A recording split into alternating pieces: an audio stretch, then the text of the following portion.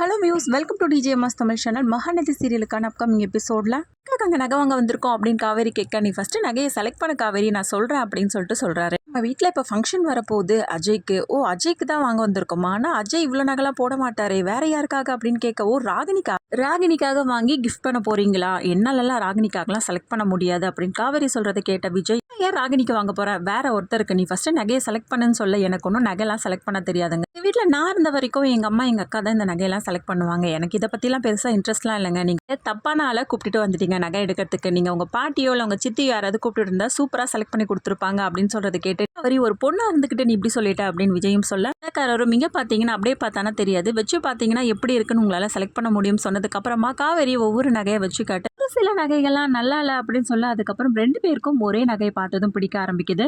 Necklace ஆரம் 2த்தையும் back பண்ண சொல்ல, யாருக்காகங்க இவ்வளோ நகை வாங்குறீங்க அப்படின்னு சொல்லிட்டு கேட்க, உனக்காக தான் காவேரி அப்படின்னு சொல்லிட்டு காவேரியும் சொல்ல, எதுக்காக இப்போ எனக்கு இவ்வளோ நகை வாங்கி தரீங்கன்னு கேட்க, அன்னைக்கு பசுபதி வீட்டுக்கு போயிருந்தோம்ல, அன்னைக்கு அந்த லேடி பேசுனது எனக்கு பிடிக்கல, அதனால தான் நான் வாங்கி கொடுத்தேன் அப்படின்னு விஜய் சொல்றது கேட்ட காவேரி, கௌரவத்துக்காகலாம் என்னால் நகை போட முடியாதுங்க அப்படின்னு காவேரியும் சொல்ல, அதுக்காக மட்டும் இல்லை, வீட்லையும் நிறைய ஃபங்க்ஷன்ஸ்லாம் வருதுல்ல, வாங்கிக்கோ அப்படின்னு சொல்லிட்டு அதுக்கப்புறம் எல்லா நகைகளையும் வாங்கி பேக் பண்ணி கொடுக்குறாரு. கொடுக்க வேண்டியது என்னோட கடமை, போடுறதும் போடாதும் உன்னோட விருப்பம் அப்படின்னு சொல்லிட்டு கையில் கொடுத்துறாரு. அதுக்கப்புறம் ஒரு ஸ்மைலிங் கூட காவேரியும் அங்கேருந்து கிளம்புறாங்க. உன காவேரி காரை விட்டு இறங்குறதும் அம்மா பாட்டியை பார்க்குறாங்க. நான் போய் காட்டிட்டு வந்துடுவா அப்படின்னு கேட்க, அம்மா பாட்டி கிட்ட போய் காட்டுறாங்க. பசுபதி வீட்டுக்கு போயிருந்தோம்ல, அப்போ ஒரு லேடி என்ன ஒரு மாதிரி பேசினாங்கம்மா, அதனால நகை வாங்கி கொடுத்துட்டாரு உடனே அப்படின்னு சொல்றது கேட்டு பாட்டியும் சந்தோஷப்பட, இருந்தாலும் இந்த நகையெல்லாம் நாங்கள் தாண்டி வாங்கி கொடுத்தாகணும் அப்படின்ற ஒரு வருத்தம் எனக்கு இருக்கு அப்படின்னு சொல்றது கேட்ட உடனே கங்கா என்ன பண்றாங்க, அங்கேருந்து கோவத்தோட பணத்தை எல்லாத்தையும் தூக்கிட்டு போனாலே, அதுல எவ்வளோ நகை வேணாலும் வாங்கி இருந்திருக்கலாமே அப்படின்னு சொல்லிட்டு பேச, பணம் தான் நான் தொலைஞ்சு போச்சுன்னு சொன்னலக்கா அப்படின்னு காவேரி சொல்ல, கங்காவும் கோவப்பட குமரன் வந்து சமாதானப்படுத்த,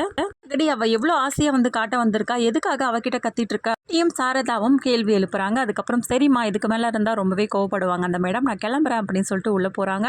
பெரிய பார்த்த பாட்டி, என்னம்மா உன்னோட வீட்டுக்காரர் நகைலாம் வாங்கி கொடுத்தாராமே, காட்டாமலே போற அப்படின்னு சொல்லிட்டு கேட்க, நூல பாட்டி அங்கிருந்து இறங்கினதும் அம்மா பாட்டி வாசலே உட்காந்துட்டு இருந்தாங்க. சரி, அதான் ஒரு ஆர்வத்துல கொண்டு போய் காட்டிட்டேன் சொன்னாங்க உங்க வீட்டுல அப்படின்னு கேட்க, நல்லா இருக்குன்னு சொன்னாங்க பாட்டி. சரி, அதே ஆர்வத்தோட இங்கேயே கொண்டு வந்து காட்டு அப்படின்னு பாட்டி கேட்க, பார்த்த உடனே எல்லாமே சூப்பரா இருக்கு, என்ன விஜய் ஒரே நாள்ல உன் பொண்டாட்டிக்கு இவ்வளோ நகை வாங்கி கொடுத்துட்டியடா, என்னைக்காவது இப்படி வாங்கி கொடுத்துருக்கிய அப்படின்னு பாட்டியும் கிண்டலா சொல்ல, வாங்க பாட்டி உடனே நான் வாங்கி தரேன் அப்படின்னு சொல்லிட்டு விஜய் கூட்டிட்டு போக, உன் பொண்டாட்டிக்கு நீ வாங்கி கொடு, ஏன் பொண்டாட்டிக்கு நான் வாங்கி கொடுத்துக்கிறேன் அப்படின்னு சொல்லிட்டு தாத்தாவும் ரொம்பவே சிரிச்சுக்கிட்டே சொல்ல ஆரம்பிக்கிறாரு.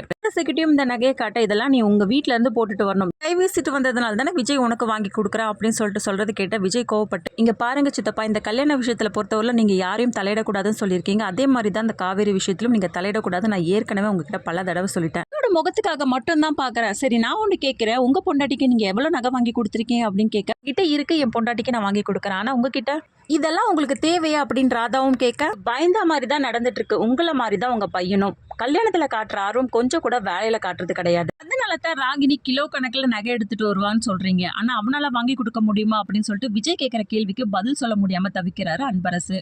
அந்த வாங்கி கொடுத்த நகை எடுத்துட்டு சந்தோஷமா மேல போக, அன்பரசு ஒரு பக்கம் ரொம்பவே கடுப்பாகி போறாரு. இந்த எபிசோடையும் வந்து முடிச்சிருக்காங்க.